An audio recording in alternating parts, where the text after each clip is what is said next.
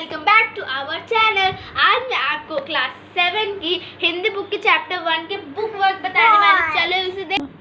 तो फ्रेंड्स, ये है first chapter of 7th class Hindi book बाहर आसमां। इसे हम ज्ञान सागर की बुक भी कहते हैं। तो इसकी स्टोरी हम पोएम स्टार्ट करते हैं। चैत महीने का प्यारा सुंदर रूप अनूप है, गर्म हवा चलने लगती, खट्टी मीठी सी धूप है। आते ही बैसाख की छुट्टी हुई, मदरसों की लगा गूंजने घर आंगन किलकारी से बच्चों की। कोई लगातार हारा लेकिन कोई जीत रहा, तरह तरह के खेलों में जेठ महीना बीत रहा। काले काले बादल भी नभ में चले, दहाड़ के आंधी इतराने लगी। लगते ही आषाढ़ को सावन की शोभा न्यारी, हरियाली के ठाठ है। नदी सरोवर छलक रहे, डूब गए सब घाट हैं। पता न चलता तारों का, जाने कहाँ मयंक है। झांक नहीं पाता सूरज, बांधों का आतंक है। तो नेक्स्ट पेज। भैया कुवार महीने में निर्मल होती जलधारा, मौसम कर देता सारी हंसी खुशी का बंटवारा।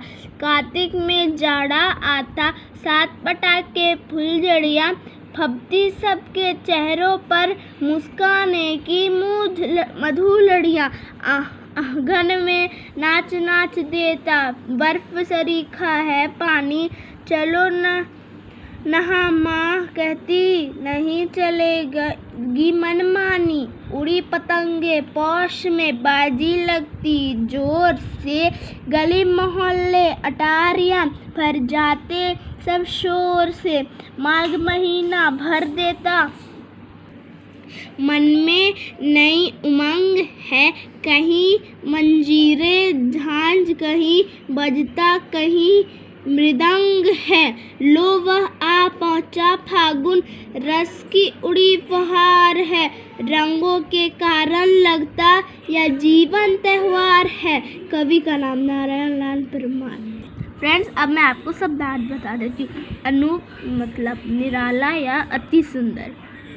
मदरसा पाठशाला विद्यालय। मयंक चंद्रमा। अब फिर नेक्स्ट पेज के शब्दार्थ। कवार आश्विन का महीना, फबना जंचना, आंगन, मार्गशीर्ष मास, सरीखा जैसा या तरह, अटारियाँ यानी कि छतें। फ्रेंड्स, अब हम अभ्यास में पढ़ते हैं कविता में से। भारतीय महीनों का नाम लिखिए। फ्रेंड्स, अब मैं आपको फर्स्ट का आंसर बता देती हूँ। तो भारतीय महीने के नाम हैं चैत, बैसाख, जेठ, आषाढ़, सावन, भादो और कवार, कार्तिक, आगन, पौष, माघ, फाल्गुन। जैसे कि मैंने आपको बताया था कि कवार मतलब आश्विन का महीना होता है, उसे हम कवार और आश्विन दोनों लिखते हैं। तो नेक्स्ट क्वेश्चन पे चलते हैं। फ्रेंड्स, सेकंड क्वेश्चन में चलते हैं। वर्षा ऋतु में क्या क्या होता है? आंसर।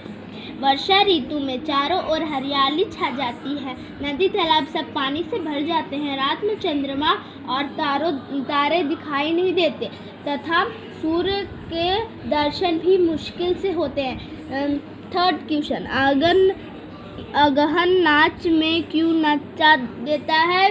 अगहन में सर्दी का आगमन हो जाता है। सभी लोग आग, बिस्तर तथा गर्म चीज़ें ढूंढने लगते हैं। ठंडा पानी सबको तंग करता है, इसलिए कहा गया है कि आंगन नाच नचा देता है।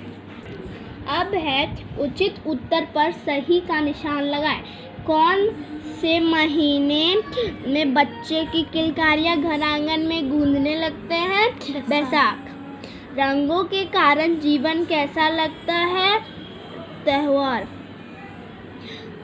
तो फ्रेंड्स, पांचवा है कविता के आधार पर लिखिए कि दी गई चीज़ें गतिविधियाँ किस महीने में होती हैं। तो है यहाँ चीज़ें या गतिविधियाँ। आंधी आती है।